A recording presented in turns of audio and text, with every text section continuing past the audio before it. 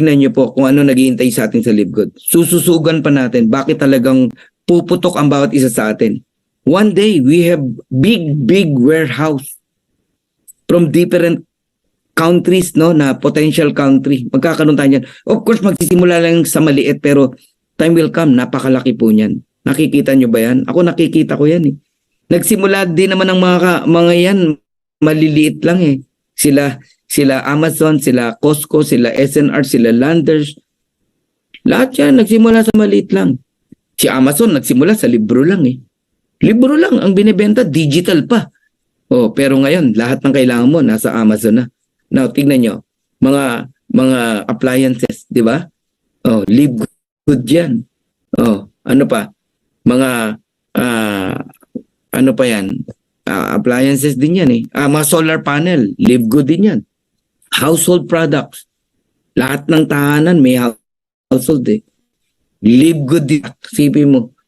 Oh, magkakaroon tayo ng mga hotel savings card. Ito na yung sinasabi ko sa inyo, malapit na yan. Eh, yung mga ibang kabataan nga natin, na-apply na yung reward ni Upline Jessie Garcia. Sipin mo sila, Coach Martinel, Coach Janet, nag-book sa isang hotel, 3 nights. Tama, 3 nights, no? Ang binayaran nila, 2,000 pesos lang. 3 nights. Because of the hotel saving card na reward ni Coach Jessie Garcia. Ganun yan, no? Time will come, magkakaroon tayo, products din natin yan.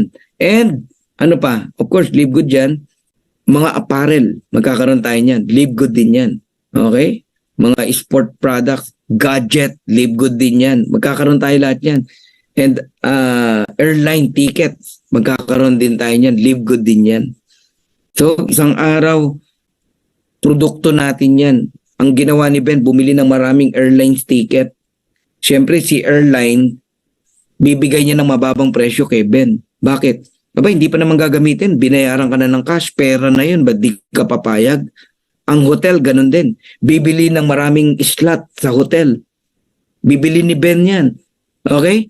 Discount card yan. Ang gagawin naman ng affiliate member, bibili natin yan. Kasi products yan na anytime pwede mong gamitin. Hotel, airline, nakakabaliw po talaga. Kaya puputok talaga ang Live Good eh.